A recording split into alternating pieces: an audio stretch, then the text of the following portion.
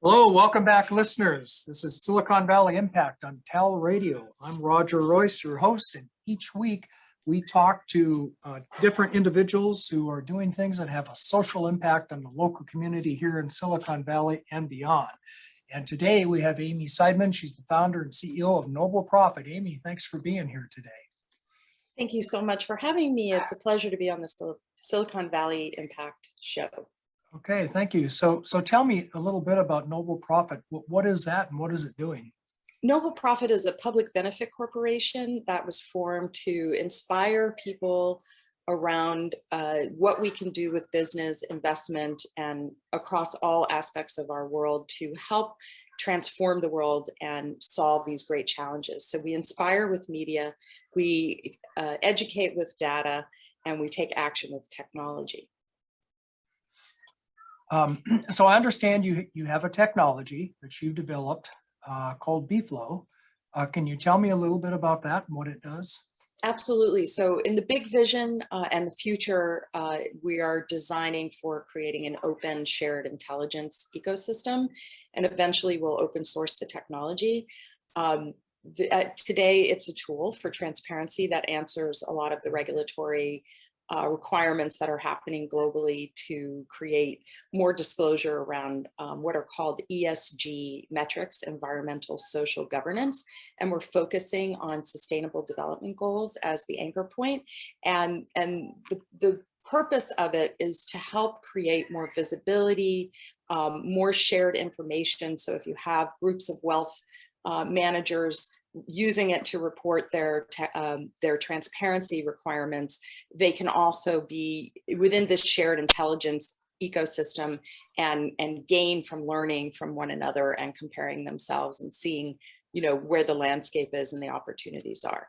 At its greatest purpose and vision, it's how can we create more visibility and understanding of where these flows of resources are going. So who would use this tool? Just tell me a little more about it, who it's useful for. Sure. So wealth managers that need to comply with the the ESG stuff?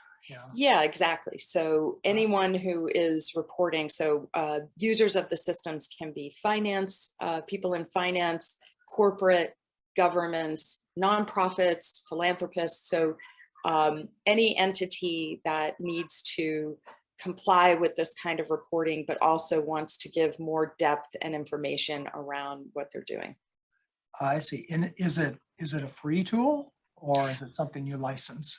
Well, right now we're in a lab and we're having partners come in and work with us to develop that.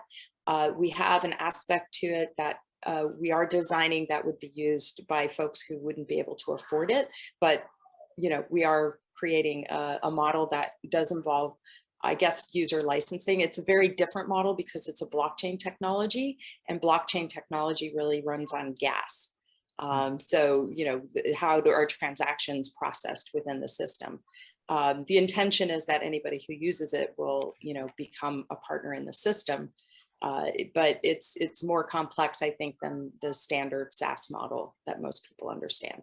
Yeah, well, you're certainly in the right place at the right time, using the latest technology such as blockchain. And we know on our show, we've talked to other folks who are doing ESG, and we understand just how important that is and how powerful that is for everybody, especially here in the United States. You know, I'm just looking at your website now. You've got a pretty impressive group of people involved in what you're doing here, it seems like. How did you manage to get to put this together and bring this, it's a public benefit corporation, you said, bring this organization together and gather all these great minds to work on this issue? Thank you for recognizing that. So Noble Profit was actually started in 2013 based upon an idea. My background has been in media and technology and designing and developing tools for Web 1.0. And so I've always been involved since then on different, I guess what you would call cutting edge technology, and oftentimes a little bit early. And I had started a brand called Incredible Places and had been working with the national parks on creating interpretive media and using technology to further connecting humanity to nature, but I was hitting such a small number. And I had gone to get funded for a game and had gone to the Stanford Technology Summit and learned about clean tech and impact. And I was just like, wow, this is an area that I need to be really promoting, knowing that, you know, one conversation can affect hundreds of thousands of dollars. So over time, we wanted to build a marketplace. After all the interviews, I shot 220 interviews around clean tech impact and sustainable business that informed the work that we're doing. And the intention was, how do we dispel the myth that sustainability costs more? It's actually really big business. You know, some people think about sustainability and they're like, oh, you know, corporate CSR, and they're not realizing that this is fundamentally— I'm sorry, what's CSR mean? Oh, corporate sustainability and responsibility. Oh, okay. I don't know if I'm using the acronym correctly. Corporate sustainable responsibility. So it's a division within many companies where they run their philanthropy and their projects. And sustainability is so much more than that. And it's actually fundamentally part of the, it's on the table at every board room across the country and across the world. It has to be now. The SEC is, will soon be probably they're encouraging companies to weigh in under disclosure documents as to, what companies are doing in that regard and how ESG affects their companies. And and that's exactly what this tool BFLO is designed to help facilitate. Awesome. Okay, well, now I totally get it. It sounds like it's a very valuable tool. Can you tell me about some of your nonprofit activities that Noble Profit and you are involved in?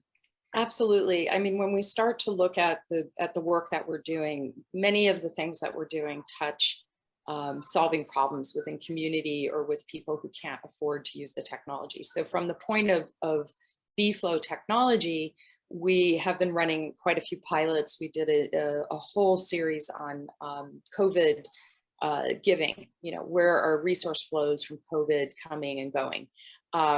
The other thing that we have focused on are projects with groups like Bay Area Green Tours, which look at food waste, local food waste. When you were talking about local projects and impact, they're a wonderful group that, one of the projects that they did was with LinkedIn, taking them on food waste tours, and then LinkedIn actually buys their food from these local providers. So you're creating a closed loop system where you're keeping, food that might not make it to the marketplace because it's not as pretty, and it's not going to go into the landfill. We have a tremendous amount of food waste just because maybe an apple isn't shaped perfectly, but you could be creating lots and lots of great food out of that.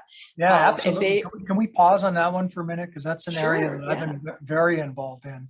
And in fact, my family was in the produce business, so I know that there's at least 40% waste in produce from the time it gets packed and makes it to the table, and that's damage, that's spoilage. It's a tremendous amount.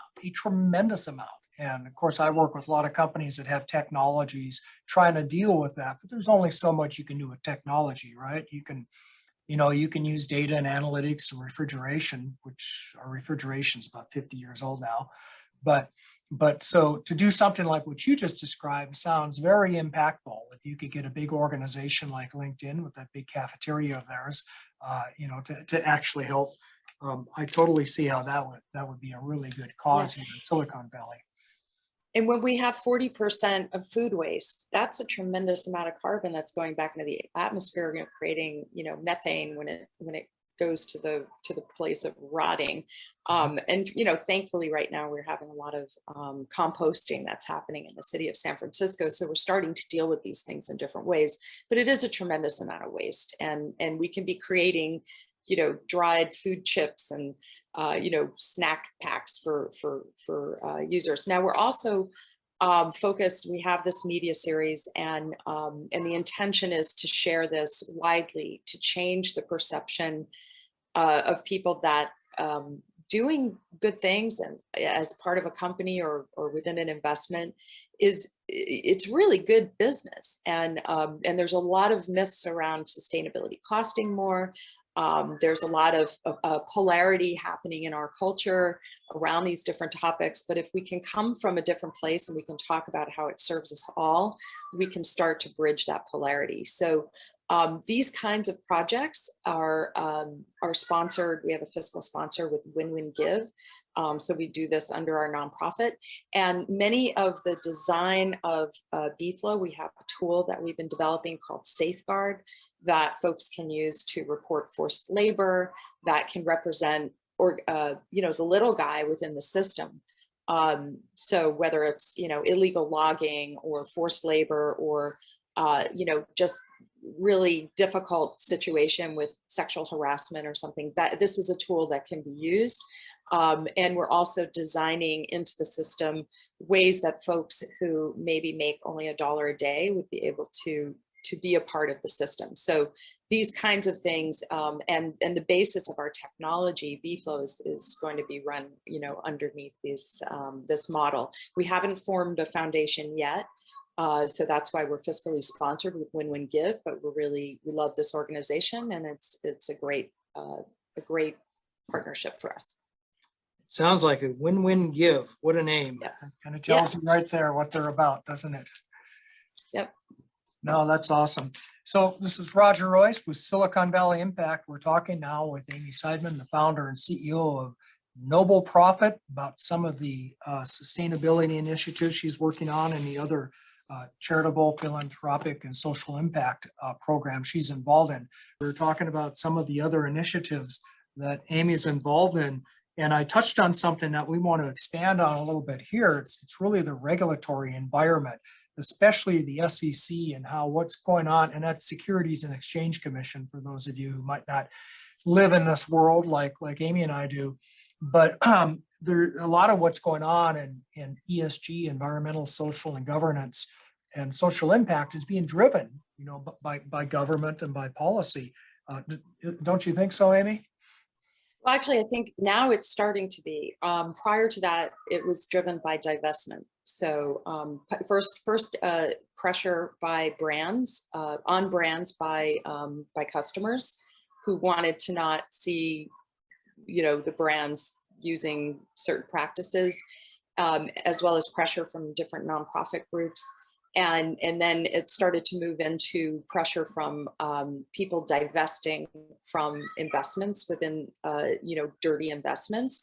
And through that divestment movement, we have seen $50 trillion now under wealth management, which is pretty much half of the money in the world. And they're estimating that to be 80 trillion. So it's really enormous amounts of money. And from that, we have started to see regulatory pressure coming in, first in the EU with the Sustainable Financial Disclosure Regulation, which was formed in March, which is requiring companies and investors. I mean, that particular one is focused on investors, but there's other regulations that are pressuring companies to force them to give more depth of disclosure, because most ESG scores are based upon self-proclaimed information, and we can't break up those scores. We don't know how they come into the picture. And when you're looking at so much money, there's a massive money grab. Lots of people kind of running after this money, and lots of greenwashing from companies. And that's an interesting term, greenwashing. What does that mean? Yeah, greenwashing is basically when a company or an entity uses the story of doing good in the world, but maybe it's just a tiny fraction or an infinitesimally small percentage of what they're doing. And they're using that in their commercials and in, telling their story to make people feel better about their brand, when they're really doing heinous things behind, where they're just causing a lot of resource extraction, pollution, things like that. And so when you start to look at companies in these ESG footprints and with carbon credits, it's very hard to see a company that's using greenwashing or using carbon credits to cover up their bad behavior against a company that might be changing every aspect from how they create their products to how they treat their employees, where they are completely changing the game on how business is done. So having more depth behind these disclosures is really important for us all to really understand and to solve these problems, because we're chewing up the planet faster than the planet can restore itself. Now, with that, we're starting to see the Securities Exchange Commission here in the United States also start to adopt these kinds of regulatory stance. Right now, they have a committee and around oversight, and they have recommendations that they've formed to help guide. But there's, I guess, some word on the street that there may be, laws that are passed. I think, when we look at what's happening in the political landscape and the polarity, I think having that policy passed would be a really momentous thing to occur.